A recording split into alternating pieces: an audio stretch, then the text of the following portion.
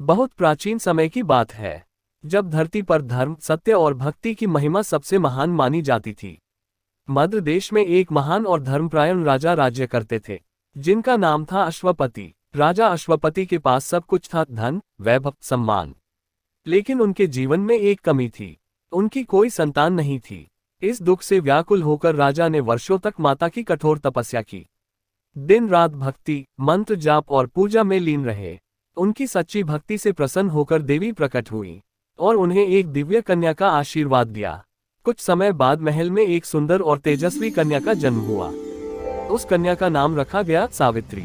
समय बीतता गया और सावित्री बड़ी होकर अत्यंत सुंदर, बुद्धिमान, तेजस्वी और संस्कारी बन गईं। उनके मुख पर दिव्यता झलकती थी और हृदय में करुणा और धर्म के प्रति गहरा प्रेम था। जब सावित्री विवाह योग्य हुई, तब राजा अश्वपति ने स्नेहपूर्वक उनसे कहा, बेटी, अब समय आ गया है कि तुम अपने योग्य वर का चयन करो। पिता की आज्ञा पाकर सावित्री वन और आश्रमों में भ्रमण करने लगी। एक दिन वन में उन्होंने एक तेजस्वी और विनम्र युवक को देखा। उस युवक का नाम था सत्यवान। सत्यवान एक वनवासी राजकुमार था, जो अपने अंधे माता पिता की सेवा में पूर्ण रूप से समर्पित था। उसकी सादगी, सेवा भाव और धर्मनिष्ठा ने सावित्री के हृदय को छू लिया। उसी क्षण सावित्री ने मन ही मन निश्चय कर लिया, यही मेरे जीवन साथी हैं। जब सावित्री ने अपने पिता को सत्यवान के बारे में बताया, तभी वहां देवर्षि नारद पधारे। नारद मुनि ने ध्यान लगाकर कहा, राजन, सत्यवान गुणों में श्रेष्ठ, धर्मात्मा और आदर्श पुत्र है, परंतु उसकी आयु बहुत अल्प है। विवाह के 1 वर्ष बाद उसकी मृत्यु निश्चित है। ये सुनकर राजा अश्वपति अत्यंत चिंतित हो उठे। उन्होंने सावित्री को समझाया, बेटी, किसी और वर का चयन कर लो। लेकिन सावित्री का निश्चय अटल था। उन्होंने शांत स्वर में कहा, पिताजी, एक बात जिसे मैं अपना पति मान चुकी, उसे मैं जीवन भर नहीं छोड़ सकती। सावित्री का दृढ़ निश्चय और पतिव्रता धर्म देखकर राजा ने उनका विवाह सत्यवान से कर दिया। विवाह के बाद सावित्री वन में अपने पति और अंधे सास ससुर के साथ रहने लगी। उन्होंने राजमहल का सुख त्याग कर साधारण जीवन को प्रेम और भक्ति से अपनाया। वे प्रतिदिन अपने सास ससुर की सेवा करती, पति की देखभाल करती और ईश्वर की भक्ति में लीन रहती। लेकिन उनके हृदय में नारद की भविष्यवाणी की स्मृति सदैव बनी रही।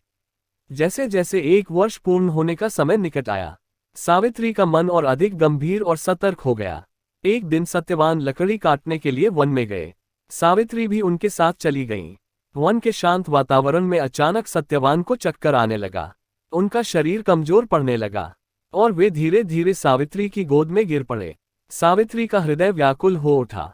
उसी क्षण आकाश में एक दिव्य प्रकाश प्रकट हुआ और मृत्यु के देवता यमराज वहां प्रकट हुए। यमराज ने सत्यवान की आत्मा को अपने पाश में बांधा और दक्षिण दिशा की ओर चल पड़े। लेकिन सावित्री ने हार नहीं मानी।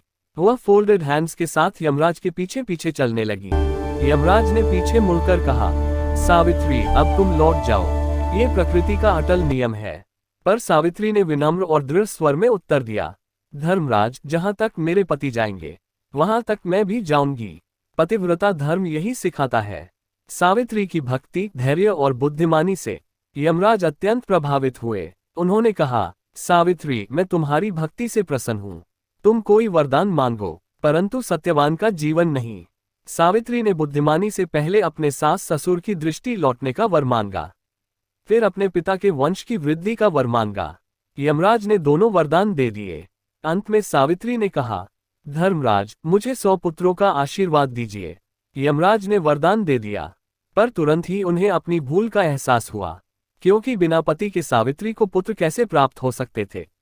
सावित्री की अद्भुत बुद्धिमानी, पतिव्रता धर्म और अटूट प्रेम से यमराज अत्यंत प्रसन्न हो गए। वे मुस्कुराए और बोले, हे सती सावित्री, तुम्हारी भक्ति अद्वितीय है। तुमने अपने धर्म, प्रेम और निष्ठा से मुझे भी प्रसन्न कर दिया है। मैं सत्यवान को पुनः जीवन प्रदान करता हूँ। इतना कहकर यमराज ने सत्यवान की आत्मा को मुक्त कर दिया।